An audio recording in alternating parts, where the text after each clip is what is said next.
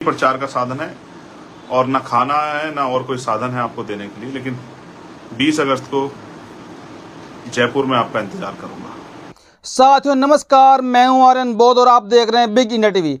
दोस्तों, भीम आर्मी की तरफ से बड़े आंदोलन की एक तारीख रखी गई है 20 अगस्त। चंद्रशेखर रावण ने बड़ा ऐलान कर दिया कि अब हम इसी महीने में 20 अगस्त को राजस्थान के जयपुर में बड़ा आंदोलन करने जा रहे हैं। जैसे आपने पीछे देखा होगा, 12 फरवरी को मध्य प्रदेश के भोपाल में चंद्रशेखर रावण ने बड़ा आंदोलन किया था भोपाल में, जहां पर समथिंग 10 लाख लोग आए थे उनके आंदोलन में। उन्होंने हिस्सा लिया था। पूरा मध्य प्रदेश का भोपाल पूरा नीला हो गया था और वहां की सरकारें कांप गई थी। अब ऐसा ही आंदोलन भीम आर्मी करने जा रही है राजस्थान के अशोक गहलोत की सरकार को दिखाने जा रही है कि भीम आर्मी में भी ताकत है। लेकिन दोस्तों, कुछ लोग इसको जोड़ रहे हैं बसपा से कि जैसे जैसे बसपा मजबूत हो रही है 4 राज्यों के विधानसभा चुनाव लड़ने के लिए, और वहाँ भीम आर्मी पहुँचकर अपना आंदोलन खड़ा करके शायद बसपा को कमज़ोर करना चाहती है। लेकिन एक बात सोचने वाली ये भी है कि जो बसपा के वोट बैंक है और जो भीम आर्मी का वोट बैंक है, वो दोनों एक ही कैटेगरी का वोट बैंक है। बसपा के पास भी एससी समाज का ही वोट है और भीम आर्मी के पास भी एससी समाज का ही वोट है। और आपने देखा होगा कि चंद्रशेखर रावण जब भी कोई आंदोलन करते हैं, न्याय के लिए कोई भी सम्मेलन करते हैं, तो उनकी उस आंदोलन में लाखों लोग पहुंचते हैं। लेकिन वही जब चंद्रशेखर आज़ाद चुनाव लड़ते हैं कहीं से, तो उनका वोट गायब कहाँ हो जाता है। ये बहुत बड़ा मुद्दा लोग उठा रहे हैं। तो लोगों का ये भी कहना है कि चंद्रशेखर आज़ाद के साथ लोग सामाजिक रूप से तो साथ है, संगठन का सपोर्ट करते हैं, लेकिन जब भी राजनीति की बात आती है, चुनाव की बात आती है, तो वही वोट बसपा को पहुँच जाता है। ये बहुत बड़ा एक अहम निष्कर्ष निकल के आता है समाज से।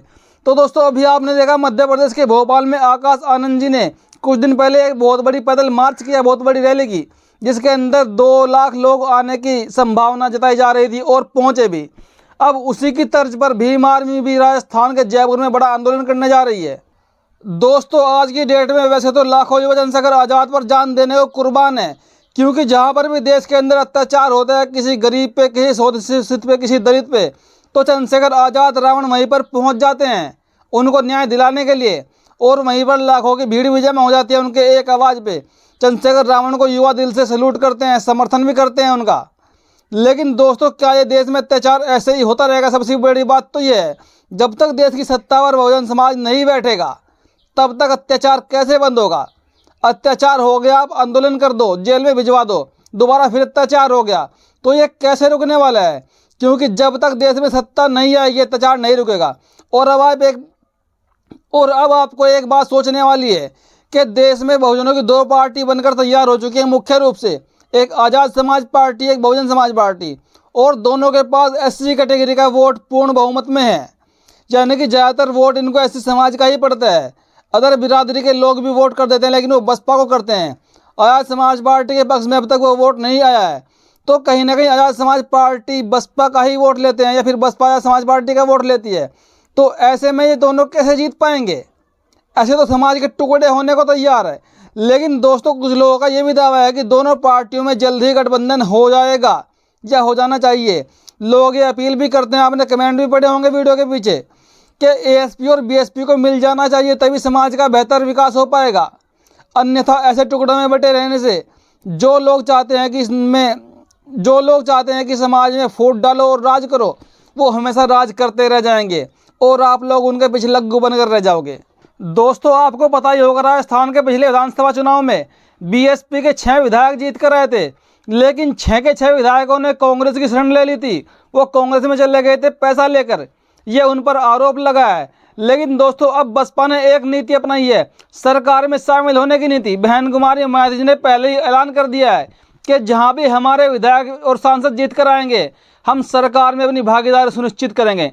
बीएसपी उनको ही समर्थन करेगी, अपने विधायक उसी पार्टी को देगी, और उनसे उसके बदले में समाज के कार्य करने के लिए उनसे किसी भी पद पर विधायक, मंत्री, उनके मंत्री बैठाकर बना दिए जाएंगे।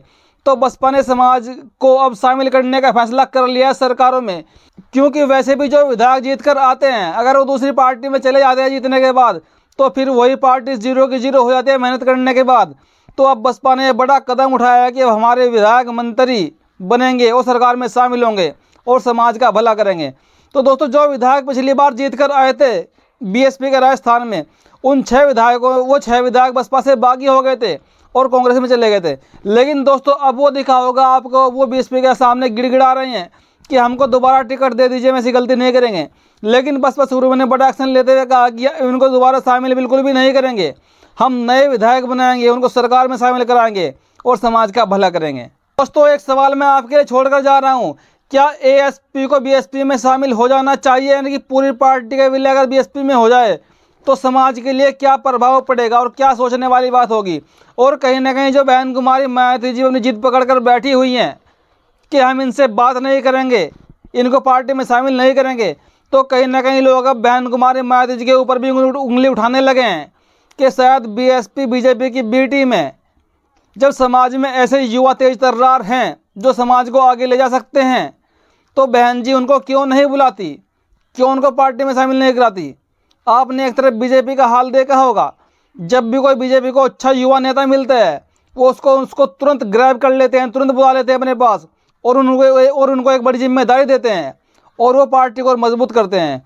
बीएसपी ऐसा कदम कब तक उठाएगी जब पूरे देश में आज युवा ट्रेंड हो चुका है, पूरा पक चुका है, समाज में जाता है, निकलता है, बातचीत करता है लोगों से, तो अगर वो पार्टी में आगे ऊपर से उसको मजबूती मिले पार्टी की तरफ से तो और कितना काम आगे करेगा, ये सोचने वाली बात है।